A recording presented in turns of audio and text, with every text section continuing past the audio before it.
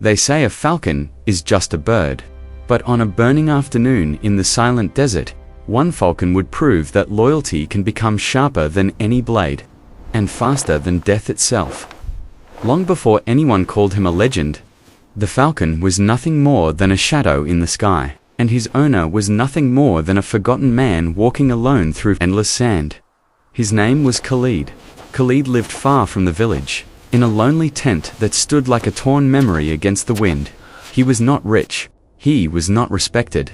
He was simply a man who survived by hunting small animals and trading their skins for bread.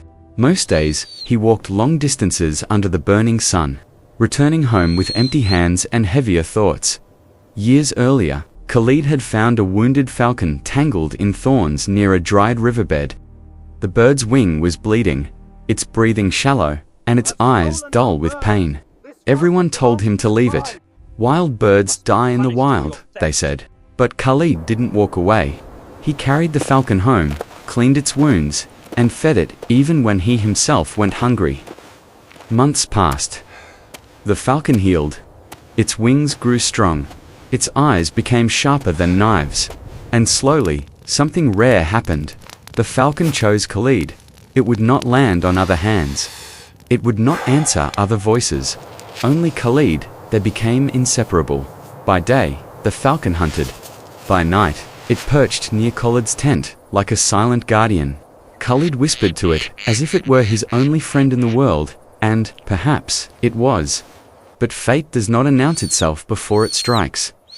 One evening, as the sun fell behind the dunes and the desert turned purple, Khalid packed his supplies to return home after a long hunt.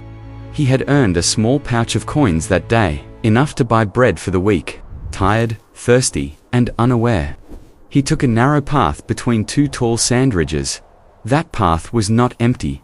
Hidden behind the dunes were 3 desert thieves who had been watching him since morning. They had seen the coins. They had seen him walking alone, and they had decided Khalid would not reach his tent that night. Khalid walked forward, unaware that death was already counting his steps. High above him, his falcon circled quietly in the sky. Its eyes caught something that Khalid's could not. A sudden movement in the sand. A flash of steel. A breath that did not belong to the wind. The falcon tilted its wings, and the sky prepared to strike. Khalid slowed his steps as the narrow desert path grew darker between the rising dunes. The sun was almost gone now, leaving only streaks of red across the sky. The air felt heavier than usual, thick with a strange silence that even the insects seemed to avoid. He did not know that 3 shadows were already moving behind him. One thief crouched near a rock formation, his blade catching the last light of the sunset. Another hid behind a low dune, eyes fixed on Khalid's coin pouch, swinging at his side. The third waited farther ahead, blocking the narrow exit of the path. They had planned this well. Khalid adjusted the strap of his bag and kept walking, unaware that every step was pulling him closer to an invisible trap. Above him, the falcon circled once more. Its wings cut smoothly through the fading light. Its sharp eyes locked onto the unusual movement below, the unnatural stillness, the careful hiding, the faint glimmer of metal that did not belong to the desert.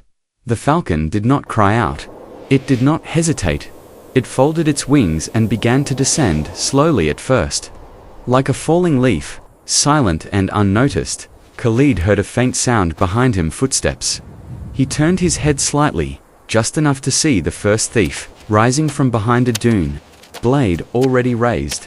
Before Khalid could react, the second thief stepped out from the side, blocking his escape.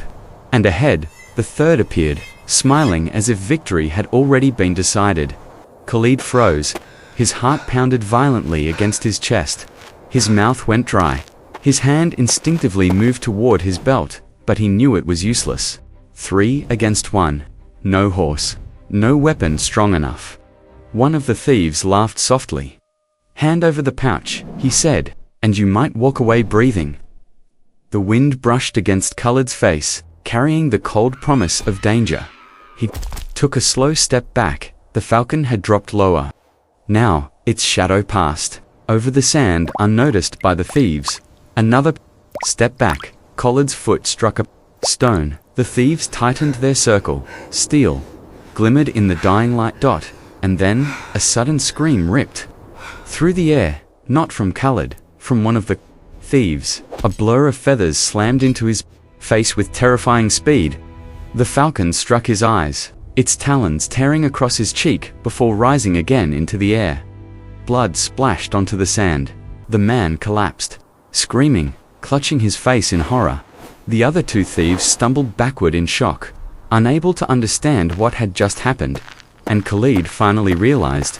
The sky had chosen his side.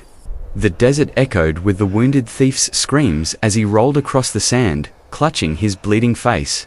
His cries cut through the silence like broken glass. Khalid stood frozen, his breath trapped in his chest. Watching blood drip between the man's fingers, the other two thieves stared in horror. They had expected fear. They had expected surrender. They had not expected the sky to fight. Before either of them could recover, the falcon had already climbed high above them. Its wings spread wide against the darkening sky, its body turning into a sharp silhouette of judgment. Then it folded its wings again. The dive came like lightning. One of the remaining thieves tried to run. He took 3 steps. He never took the 4th. The falcon struck the back of his neck with brutal precision. The man fell face first into the sand, motionless, as if the desert itself had swallowed him whole. The last thief turned and bolted. His footsteps pounded wildly as panic took control. His breath came in sharp bursts, his hands trembling, his heart screaming that he had chosen the wrong victim. Above him, the falcon screamed for the first time, a piercing cry that echoed across the dunes like a warning from the heavens.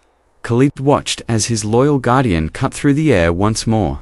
Feathers glowing in the fading sunlight, the falcon hit the running thief's shoulder, ripping through cloth and skin, forcing him to fall hard onto the sand.